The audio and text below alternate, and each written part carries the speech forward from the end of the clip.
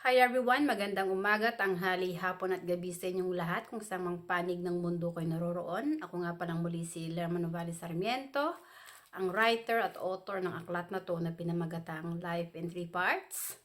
Sa araw na to, ang topic ko ay, bakit di mo dapat iduluhin at tawaging Father ang mga pare? Una sa lahat, gusto kong ibahagi sa inyong katotohanan sa mga aral ni Kristo na ang ating katawang mga tao ay sagradong tahanan ng Diyos. Templo ito ng Espiritu Santo at tayong mga tao hindi nabubuhay para sa ating sarili lang. Ang presensya ng Espiritu Santo ay nananahan sa ating katawan kasama ng ating kaluluwa.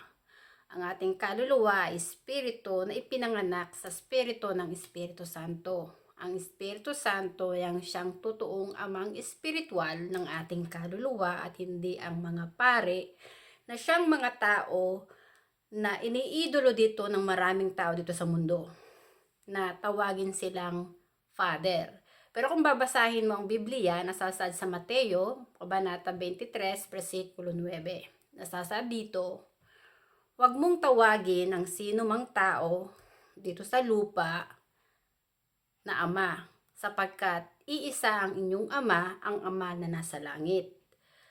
Ang ating katawan ay templo ng Diyos, templo ng Espiritu Santo, at ang Espiritu Santo na nananahan sa ating katawan ang siyang Diyos na nagbibigay ng buhay sa ating mga tao.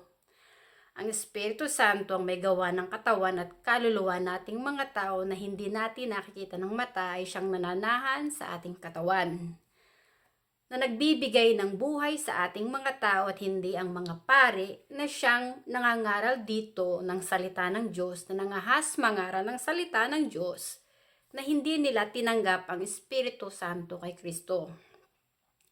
Maraming mga bula ang propeta ang nangahas mangaral ng salita ng Diyos, na hindi nila tinanggap ang Espiritu Santo kay Kristo, kung kaya hindi nila hinihikayat ang mga tao na magsisi, tumalikod sa paggawa ng masama at magbalik loob sa Espiritu Santo, at hikayatin ang mga tao na ang Espiritu Santo na nasa kanilang katawan, ang siyang totoong nag-iisang banal na Espiritu, banal na Ama at Amang Espiritual na siyang nagbibigay ng buhay sa ating mga tao.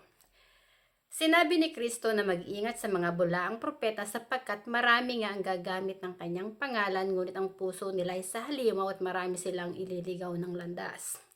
Sa banal na kasulatan, ipinagbabawal ng Diyos ang sumamba ka sa mga rebolto, santo-santuan at Diyos-Diyosan.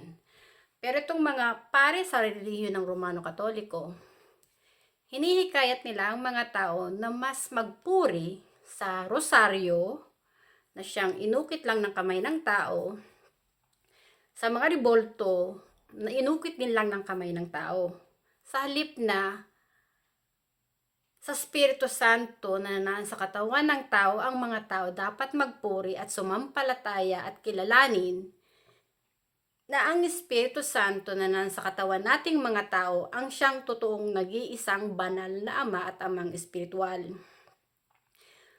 Gusto kong ibahagi sa inyo ang katotohanan na ang relihiyong Romano Katoliko na dinala ni Ferdinand Magellan sa ating bansa ay kulto ng Satanismo.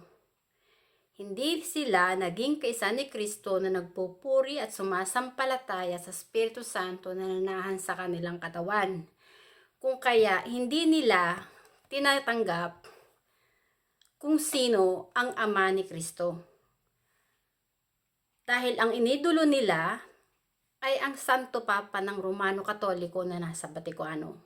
Honestly, ang totoong Ama ni Kristo ay ang Espiritu Santo na nananahan sa katawan ni Kristo. At dahil kay Kristo, kung kaya ko nakilala kung sino ako, at kung sino ang totoong Amang Espiritual ng aking kaluluwa, na siyang Diyos na nagbibigay ng buhay sa akin. Si Kristo ang naging daan, liwanag at katotohanan para yung aking kaluluwa ay muling ipanganak sa Espiritu ng Espiritu Santo at makilala ko ng Espiritu Santo ang siyang totoong amang espiritual ng aking kaluluwa na parati kong kasama na nagbibigay ng buhay sa akin. Kung kaya hindi ko tinatawag na Father ang mga pare. Honestly, pinahayag sa akin ng Espiritu Santo na ang aking kaluluwa ay anak niya. Yung aking ama dito sa lupa ay ang siyang naging ama ko sa laman. Dahil yung aking ama't ina ay pinag-isang katawan ng Espiritu Santo para ako ay mabuo sa sinapupunan ng aking ina. Bago pa man ako sinilang dito sa mundo, alam ng Espiritu Santo kung saan ako mananahan, kung sino magiging magulang ko, at kung bakit ako iiral dito sa mundo. Ang Espiritu Santo na nasa katawan ng magulang ko, ang nagbigay ng buhay sa sinapupunan ng aking ina.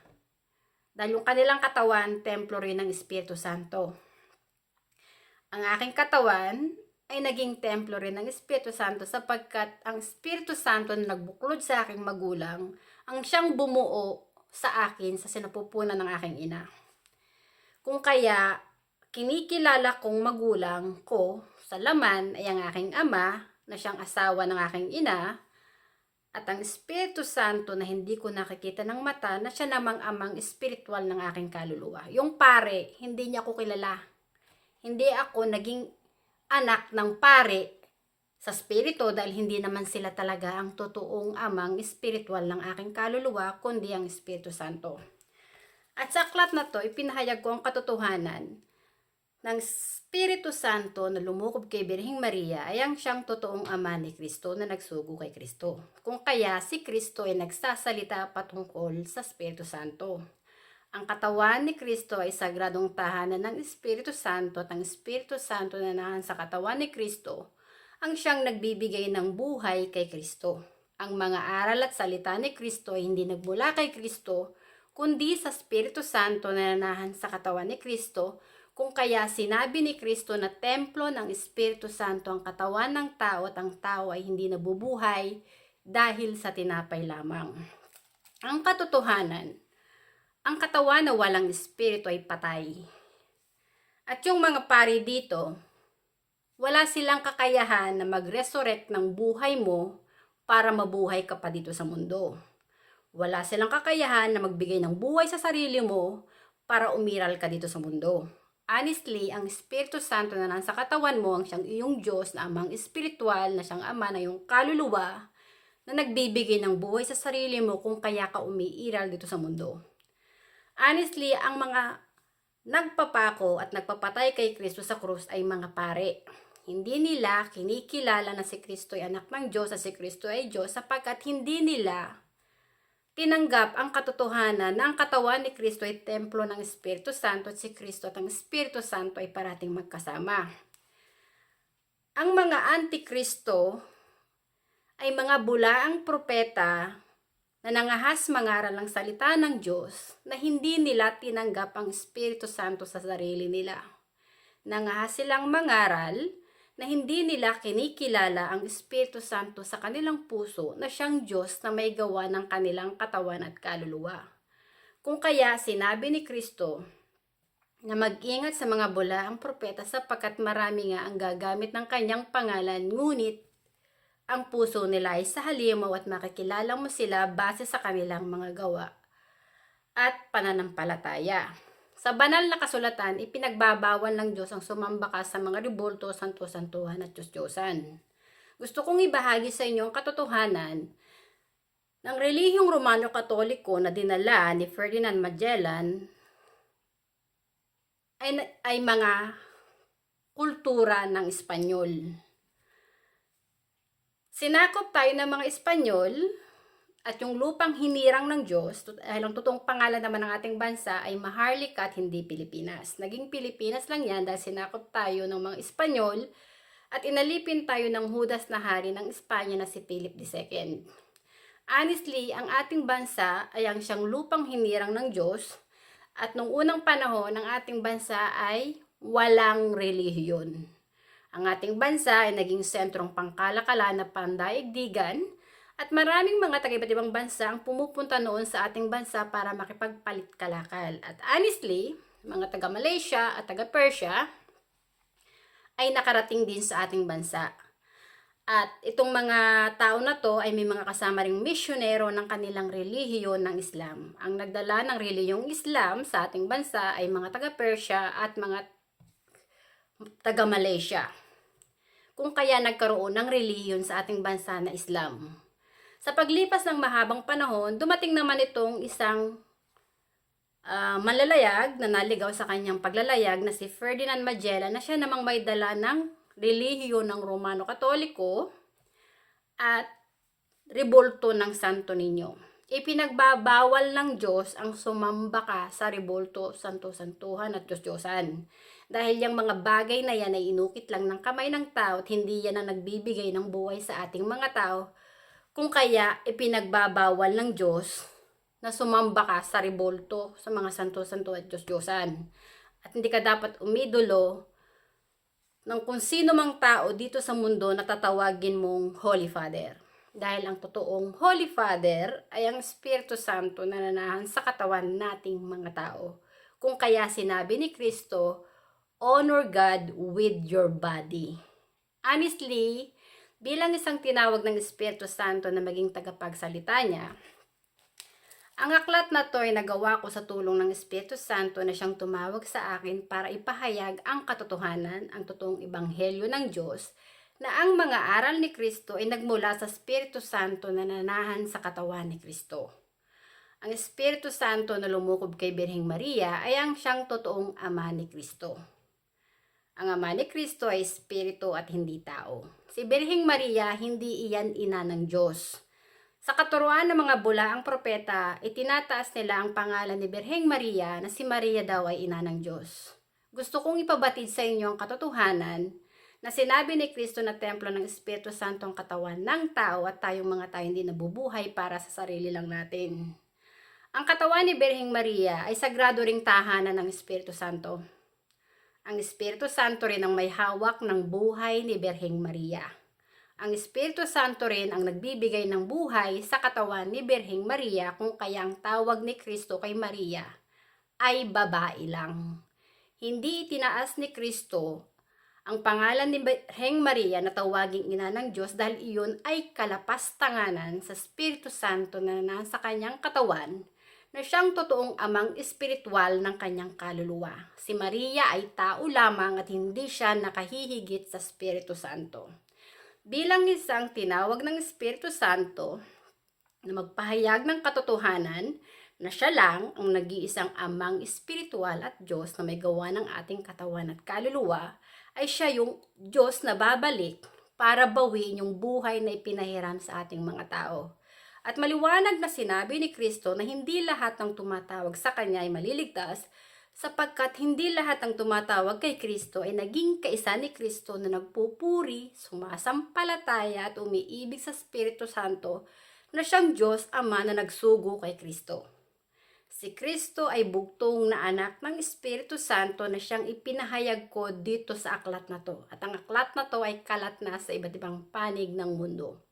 Sinabi ni Kristo, mag-ingat sa mga bulaang propeta, sapagkat marami nga ang gagamit ng kanyang pangalan. Sa ating panahon ngayon, maraming mga relihiyon na ang nagsulputan at maraming mga bulaang propeta ang hindi nila itinuturo ang katotohanan na ang Espiritu Santo lang ang nag-iisang banal na ama at amang espiritual na dapat sambahin ng mga tao sa ating katawan, dahil templo ng Espiritu Santo ang katawan ng bawat tao. Honestly, sinabi ni Kristo na sa huling panahon, sa kanyang pagbabalik o sa pagdating ng Ama, tanging ang Ama lang ang nakakaalam. Dahil nga, templo ng Espiritu Santo ang katawan ni Kristo, templo rin ng Espiritu Santo ang katawan ko, ang Espiritu Santo lang ang nag-iisang amang espiritual na siyang babalik para bawiin yung buhay na pinahiram sa ating mga tao, at tayong mga tao ay mamamatay at lilisan dito sa mundo. Ang Espiritu Santo na nasa katawan ni Kristo, na siya rin isang Espiritu na nasa katawan ko, na nagbibigay ng buhay sa akin, ang siyang maghuhukom sa bawat kaluluwa ng bawat tao.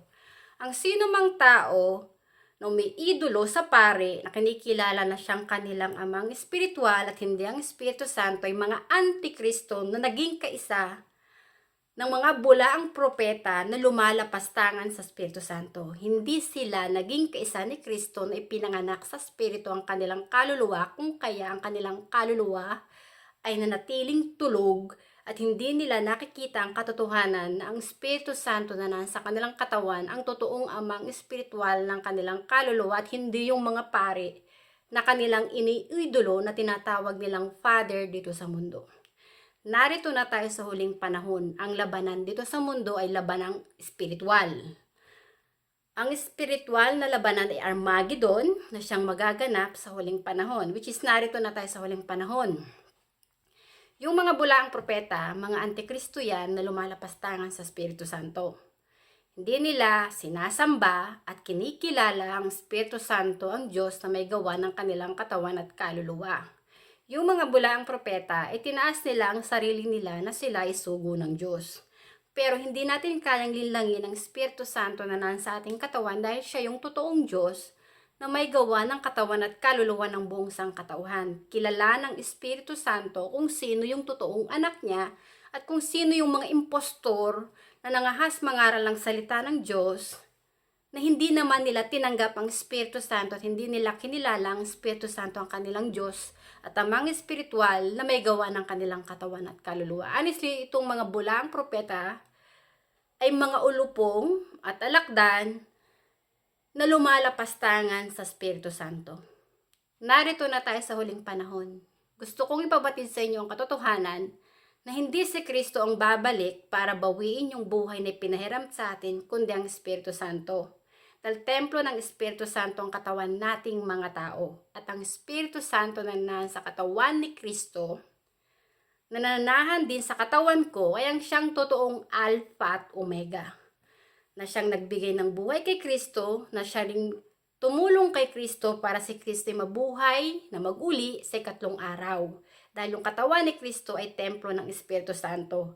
Honestly, ang kaluluwa ni Kristo ay umakyat na sa langit at kasama ng Espiritu Santo sapagkat siya ay Espiritu. Kung kaya sinabi ni Kristo na ang kanyang kaharian ay wala dito sa lupa kundi sa langit dahil si Kristo ay Espiritu at ang Espiritu ay Diyos. Ang naging layunin ng aklat na ito ay para magpatotoo na si Kristo ay anak ng Diyos at ang Espiritu Santo na lumukob kay Birheng Maria ay ang totoong ama ni Kristo na siyang nagbibigay ng buhay kay Kristo, kay Birheng Maria at sa buong sangkatauhan. Ang Espiritu Santo lang ang nag-iisang amang espiritual na banal at siyang ating Diyos na dapat nating sambahin sa ating sarili. Maraming salamat sa inyong pakikinig at hanggang sa muli. At bilang babala, sinabi ni Kristo ng kasalanan na walang kapatawaran ay kapag nilapastangan ng Espiritu Santo. Sorry. At ang mga tao na hindi kumikilala sa Espiritu Santo, na nasa kanilang katawan ng siyang totoong Diyos Ama, ng kanilang kaluluwa, sa oras na binawi na ng Espiritu Santo ang kaluluwa sa katawan ng mga taong ito, ang mga taong ito ay hindi mamamatay isa lang, kundi 2 beses. Mamamatay ang kanilang katawan at kaluluwa gawa ng kasalanan na ginawa nila sa Espiritu Santo. Maraming salamat sa inyong pakikinig at hanggang sa muli. Bye! Thank you!